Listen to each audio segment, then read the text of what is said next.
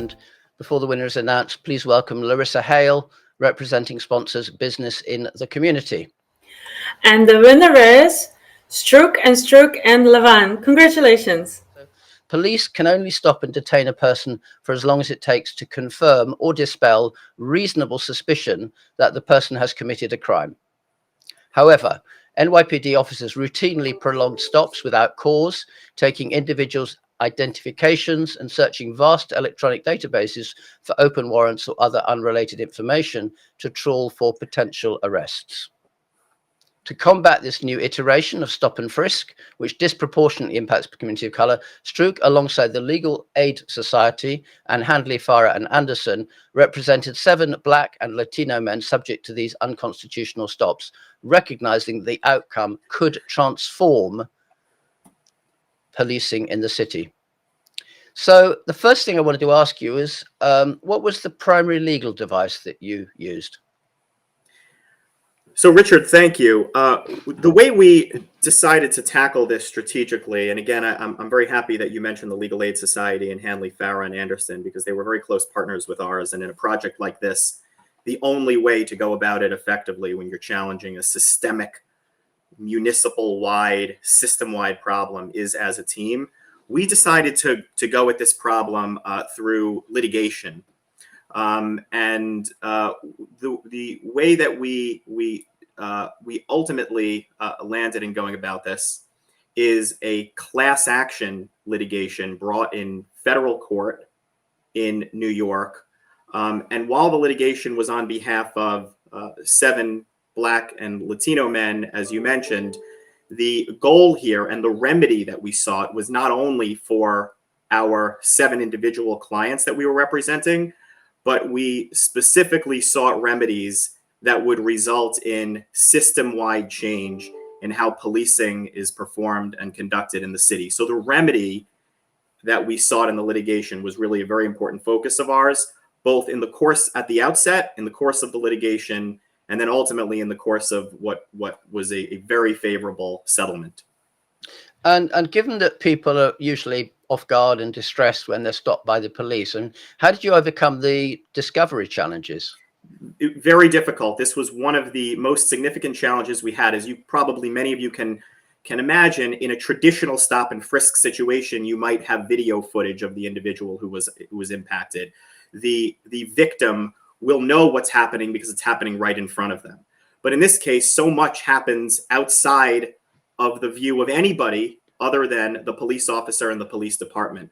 So what this required was a multi-year prolonged discovery process using a number of different tools. We took a range of depositions of officers and others to find out what databases were being searched. What do you do when you stop someone and you go into your police car and begin to conduct these electronic digital searches?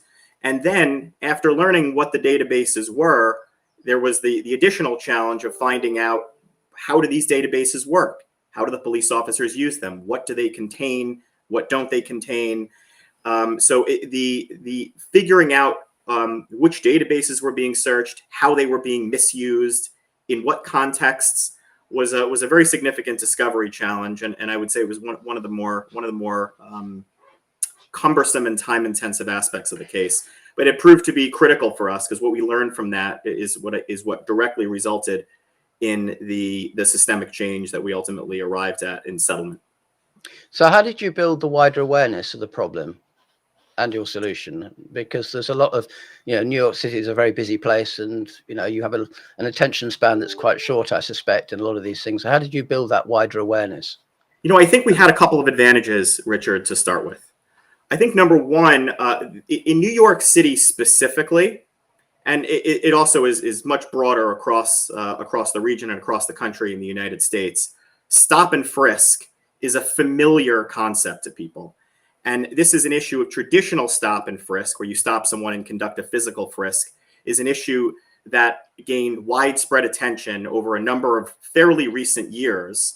And I think that it's therefore in people's consciousness to understand what it is. And when folks hear about a concept, an evolution of that practice, something called digital stop and frisk, which has a sort of provocative name to it, there's, I think, something that's triggered in across the community, understanding what has happened in recent years, the litigation around it, the resolution of that litigation. So I think that was a big advantage. I think second, we were very fortunate to partner with the Legal Aid Society. And I think the Legal Aid Society did a lot of the legwork in, of course, with us, with Hanley Farah and Anderson and others.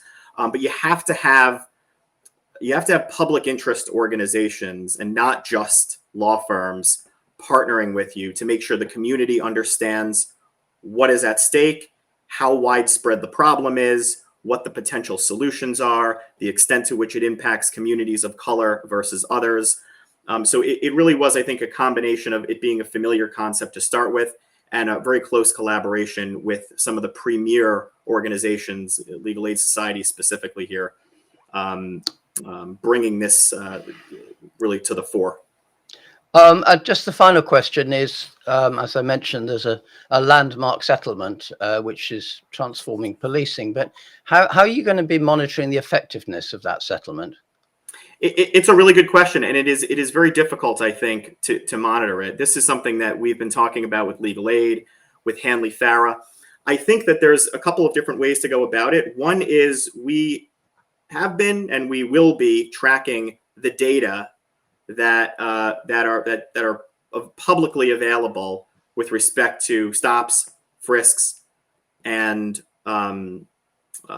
arrests ultimately. Number two, we know that already that that specific changes have been made to how police are trained, what messages are conveyed to them during trainings, how that gets done. And frankly, I think it's going to take a number of years to see how this plays out. And it's at least going to take a few more years, I think, to gather both the quantitative data and as well as the qualitative anecdotal information that we have the advantage of getting through our own sources and through Legal Aid to fully analyze this. So I think it's a great question, Richard. It's one of the challenges we know we're facing, and we will be entirely on top of it. It's top of mind for us.